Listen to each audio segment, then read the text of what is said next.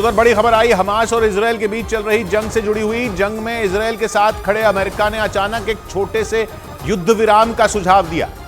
Biden ने तर्क दिया कि गाजा में फंसे लोगों को बचाने के लिए छोटे युद्ध विराम की जरूरत है, जबकि इससे बाइडेन ने खुद कहा था इससे पहले कि युद्ध विराम तब तक नहीं होगा जब तक हमास सारे बंधकों को रिहा नहीं कर देता। यही नहीं, 2 दिन पहले ही नेतन्याहू ने खुद कहा था कि हमास के अंत से पहले जंग नहीं रुकेगी। लेकिन अचानक बाइडेन ने युद्ध विराम का सुझाव देकर चौंका दिया, क्योंकि अमेरिका ने 7 अक्टूबर के बाद से लगातार इजरायल का साथ दिया है और कंधे से कंधा मिलाकर उसके साथ खड़ा रहा और अपने सैनिक और जंगी जहाज इजरायल की मदद के लिए भेज दिए थे। लेकिन जंग के 27वें दिन बाइडेन से जंग को कुछ समय के लिए रोकने की बाइडेन ने सलाह दी, जिससे हमास के अंत के लिए गाजा में तबाही मचा रहे इजरायल को झटका लग सकता है। क्योंकि बाइडेन के सुर अचानक बदले बदले नजर आए, क्योंकि एक कार्यक्रम के दौरान बाइडेन ने बयान दिया कि उन्हें लगता है कि जंग में एक विराम की जरूरत है, जिससे उनका मतलब गाजा में फंसे लोगों को वहां से निकलने का समय देना है। इससे पहले गाजा के आम लोगों को राहत सामग्री पहुंचाने पर भी अमेरिका नर्म रुख दिखा चुका है और इस बारे में बाइडेन ने 2 दिन पहले ही नेतन्याहू से बात भी की थी और अब वो जंग को कुछ वक्त के लिए रोकने की सलाह दे रहा है, जिसके बारे में बाइडेन ने 1-2 नहीं बल्कि 200 लोगों के कार्यक्रम में खुलकर बात की। और ऐसे समय में छोटे से युद्ध विराम का सुझाव दिया जब कार्यक्रम के दौरान लोगों ने उनके सामने युद्ध विराम के नारे लगाए। जिसके बाद बाइडेन ने बयान दिया कि वो पश्चिम एशिया की भावनाओं को समझते हैं, क्योंकि मौजूदा वक्त में वहां रहने वाले मुस्लिम और यहूदी समुदाय के लिए कठिन है। जो माना जा रहा है कि बाइडेन के सुर इसलिए बदले क्योंकि अमेरिका में कई संगठन और नेता गाजा में इजरायल की बमबारी से नाराज हैं। और इसे ही बाइडेन के सीज फायर पर बदले सुर की वजह माना गया, क्योंकि खबर है कि अमेरिका के कुछ मुस्लिम नेताओं और अरब अमेरिकन ग्रुप के सदस्य बाइडेन से नाराज हैं और उन्होंने मांग की कि बाइडेन गाजा में सीज फायर के लिए तुरंत कदम उठाएं। उन्होंने शर्त रखी कि अगर बाइडेन ने उनकी बात नहीं मानी तो 2024 के चुनाव के लिए उनको मिलने वाली फंडिंग बंद कर दी जाएगी। साथ ही वो डेमोक्रेटिक पार्टी को वोट भी नहीं देंगे। और कहा जा रहा है कि इसी बात ने बाइडेन को परेशान कर दिया, जिसके बाद वो गाजा में युद्ध विराम की बात करने लगे। जबकि कुछ दिन पहले ही उन्होंने युद्ध विराम के बंधकों की रिहाई की शर्त रखी थी। अमेरिका पहले दिन से गाजा में हो रहे इजरायल के हमलों का साथ दे रहा है, लेकिन पिछले कुछ दिनों से वो पसोपेश में नजर आ रहा है, क्योंकि एक तरफ जहां उसका पुराना दोस्त इजरायल है, दूसरी तरफ मुस्लिम देश है, जिसकी वजह से उसकी परेशानी बढ़ सकी। क्योंकि इजरायल किसी कीमत पर जंग नहीं रोकना चाहता, क्योंकि वो हमास की जड़ से खत्म करना चाहता है। और 2 दिन पहले ही नेतन्याहू ने खुलकर गाजा में सीज फायर से इनकार कर दिया था। Calls for a ceasefire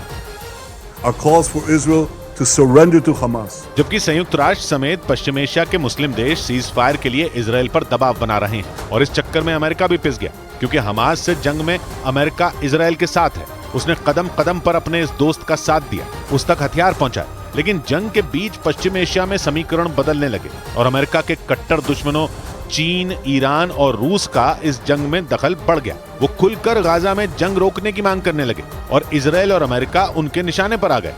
जिसका नतीजा ये हुआ कि पश्चिम एशिया में खेमेबंदी शुरू हो गई और लगने लगा कि अमेरिका को इसका नुकसान हो रहा है। और बात तो तब बढ़ गई जब इस मुद्दे पर बाइडेन का अमेरिका में ही विरोध होने लगा,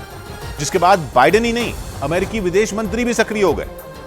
क्योंकि अमेरिकी विदेश मंत्री ने एक बार फिर पश्चिम एशिया का दौरा करने की तैयारी कर ली और हमास से जंग शुरू होने के बाद तीसरी बार इजरायल जाने का फैसला किया। यही नहीं, ब्लिंकन इजरायल के पड़ोसी देश जॉर्डन भी जाने वाले हैं, वो भी ऐसे समय में जब जॉर्डन ने इजरायल से अपना राजदूत वापस बुला लिया और इजरायल से बोल दिया कि जंग रुकने के बाद ही दोनों देशों के रिश्ते सुधरेंगे। और ये सारी उठापटक ऐसे समय में होगी जब गाजा के सबसे बड़े शरणार्थी कैंप कहे जाने वाले जबालिया कैंप पर मिसाइलों की बारिश हुई और लगातार 2 दिन में 2 बड़े हमलों ने वहां शवों का ढेर लगा दिया, जिससे पश्चिम एशिया के मुस्लिम देशों का पारा 7वें आसमान पर पहुंच गया। और वैसा ही माहौल बन गया जैसा 18 अक्टूबर को गाजा के अल अहली अस्पताल पर रॉकेट गिरने के बाद हुआ था, क्योंकि उस हमले के बाद अगले ही दिन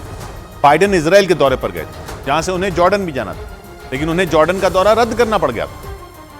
क्योंकि अल अहली अस्पताल पर रॉकेट गिरने से भड़के जॉर्डन ने बाइडेन को वहां आने से रोक दिया था और बाइडेन को इजरायल से ही अमेरिका लौटना पड़ा था, जिसके बाद अमेरिका और पश्चिम एशिया के मुस्लिम देशों की दूरी बढ़ती गई, क्योंकि इजरायल के सीज फायर न करने के फैसले में अमेरिका उसके साथ खड़ा रहा। उल्टा उसने गाजा में ग्राउंड ऑपरेशन को हरी झंडी दे दी, जिसके बाद गाजा पर ट्रिपल अटैक होने लगा। मरने वालों की संख्या हजारों में पहुंच गई और मुस्लिम देश भड़कने लगे। माना जा रहा है कि उनके गुस्से को शांत करने के लिए ही बाइडेन और ब्लिंकन की जोड़ी डैमेज कंट्रोल की कोशिश में जुट गई और ब्लिंकन धड़ाधड़ इजरायल और पश्चिम एशिया के दूसरे देशों के दौरे पर जाने लगे, क्योंकि चीन और रूस इसका फायदा उठा रहे हैं और ईरान तो खुलकर अमेरिका से झगड़ा मोल ले रहा है, जिसने 2024 में चुनाव लड़ने की तैयारी में जुटे बाइडेन की परेशानी बढ़ा दी।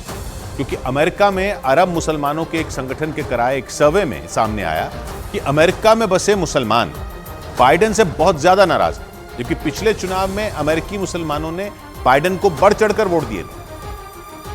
लेकिन अरब मुसलमानों के एक संगठन के एक सर्वे से पता चला कि अमेरिकी अरब मुसलमानों का मन बाइडेन से उठ चुका है। वो बाइडेन के इजरायल का बढ़ चढ़कर समर्थन करने से नाराज हैं और उनका कहना है कि अगर बाइडेन ने गाजा पट्टी पर इजरायल के हमले नहीं रुकवाए तो राष्ट्रपति चुनाव में उनका वोट बाइडेन को नहीं मिलेगा। और सर्वे में उनका वही गुस्सा देखने को मिला। 2020 में हुए चुनाव में अमेरिका में 11 लाख मुस्लिम मतदाताओं ने वोट डाले थे और सर्वे में बताया गया कि 2020 में 59% अरब मुसलमान बाइडेन के साथ थे, लेकिन 2023 में 17% अरब मुसलमान ही उनके समर्थन में दिख रहे हैं, जिससे बाइडेन का तनाव बढ़ सकता है। और वो पश्चिम एशिया में मुस्लिम देशों को मनाने की कोशिश करते नजर आए। और उनका गाजा में युद्ध विराम से जुड़ा बयान भी उसी से जोड़कर देखा गया, क्योंकि इजरायल के चक्कर में बाइडेन की कुर्सी खतरे में पड़ सकती है और पश्चिम एशिया में अमेरिका की सालों की मेहनत पर पानी फिर सकता है।